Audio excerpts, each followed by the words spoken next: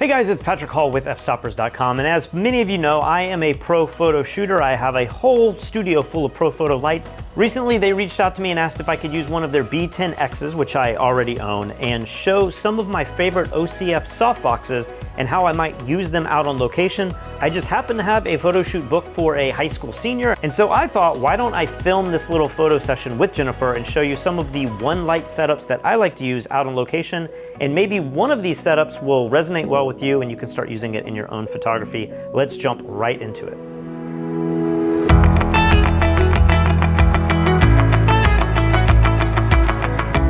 All right, so what I've done here is I have Jennifer kind of at the beginning of this open field that's just been plowed down. Hopefully the guy doesn't come back to finish this off. So I think we have like 10 minutes. Here's my portable kit. I have a couple B10Xs that fit right in here. I have my camera, trigger, an extra lens, some extra batteries, and then I just carry a single light stand bag that I can put different softboxes in and carry a light stand. For this entire session, I'm gonna be using a single B10X, and I'm just gonna be using one light and just augmenting the light that we have. Right now, it's incredibly overcast. I'm actually worried it might rain on us. So some people think overcast light might be perfect for your subject, but sometimes I find that it just is a little too flat. That's where adding a single light is really gonna make the images look a lot better. These OCF softboxes, they're all labeled with colors that match the speed ring, so it makes it incredibly easy to take the guesswork out of building these things. So right here I have the 1x4 larger strip box, and I like this because it's not gonna throw light everywhere. I'm trying to keep all of the plants kind of dark and moody, but only introduce nice soft light really from her head down. And I feel like a larger softbox might introduce too much light. I use this all the time, just put it off to the side, make sure it's kind of lighting shoulder height or even head height, and it looks great. So I think I'm gonna underexpose this shot a little bit so that I can make it kind of dark, and then really use the strip box as our key light off to the side. So with the light being to your right, I need you to favor that side so that your face doesn't go into shade. Just let you play around with some different poses. Check out these before and after pictures. This is just with natural light, and then this is adding strobe. Makes a huge difference. So now that we got this shot, let's move on and get a completely different image.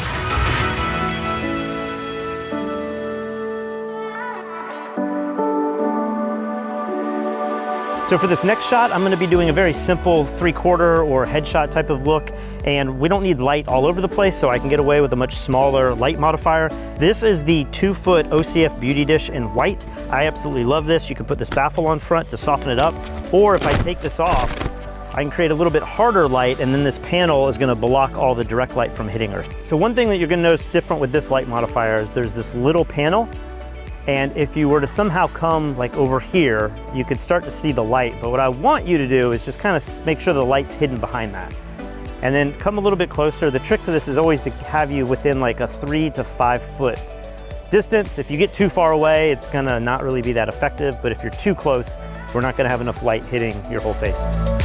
All right, so this next location looks great because we have this incredible little bridge over here. But as I started shooting kind of a normal headshot that we decided on, I saw this sky behind Jennifer and I thought, what if the sky really became the background? And so what I'm doing instead is I'm overpowering the sun.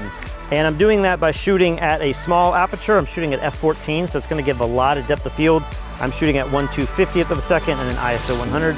So as you'll notice from this picture compared to the other ones, there's a lot of shadows on one side and a lot of highlights on the other. And by having this really strong ratio of highlights to shadows, I think it really complements the crazy sky that we have.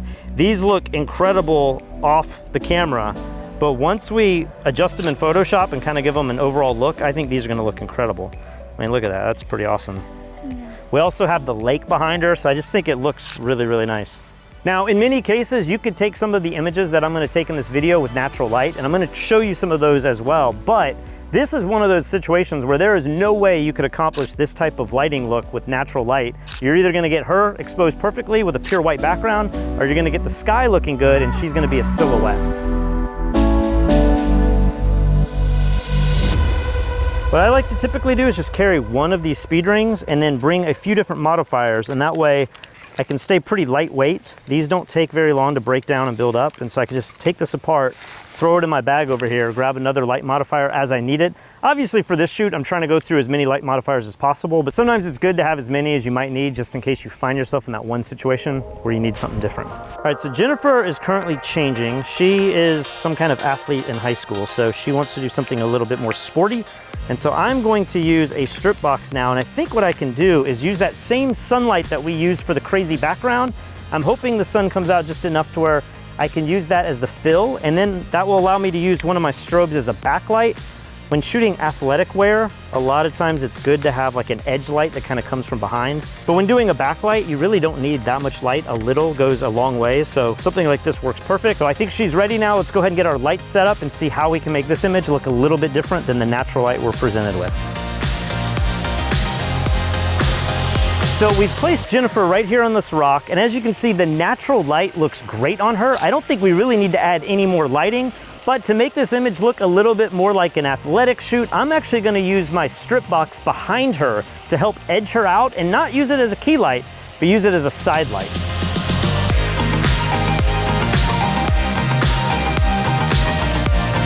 All right, so here we go with the images. We actually went through a lot of different poses, and you have this cool letter jacket that we're trying to incorporate in. So I think this is a great example of a situation where the natural light looks great, but adding a light behind your subject can take your images to the next level.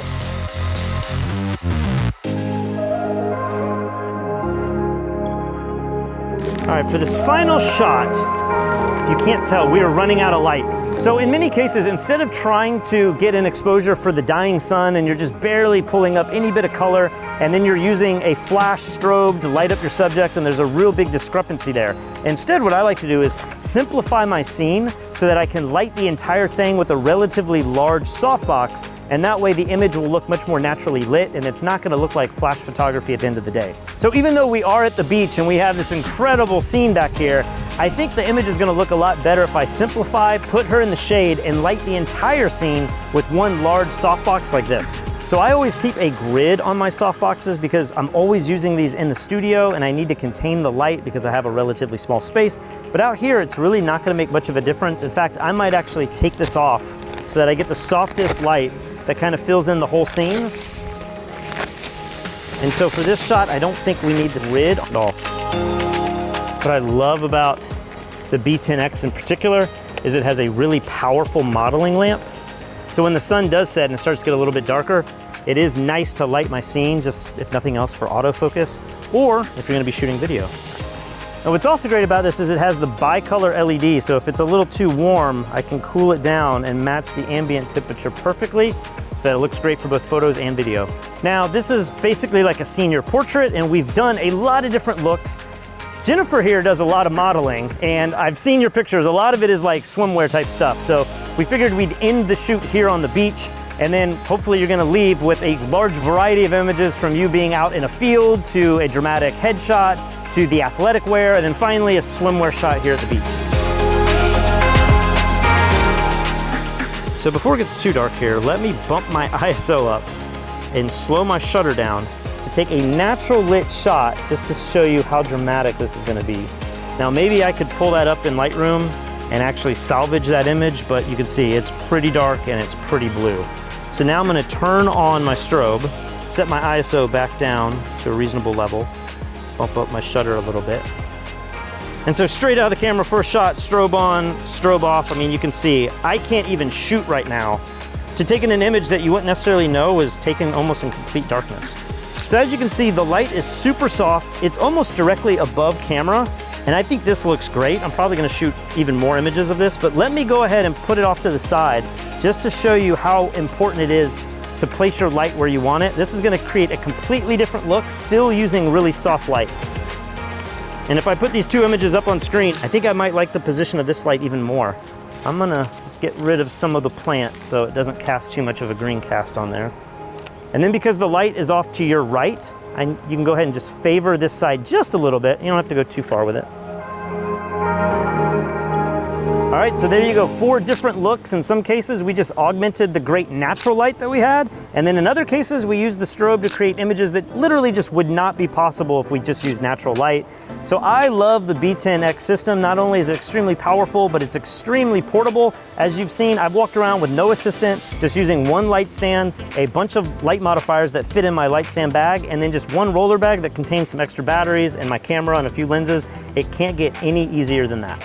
I hope you guys enjoy this video. Maybe there's a technique that you've taken that you can apply to your own photography. If you want to check out any of the gear that I used in this video, go to the link in the description below. Also, check out fstoppers.com for daily content, fstoppers.com/contest if you want to submit one of your own images to our new contest that we've just revamped, and check out fstoppers.com/store for our full-length tutorials.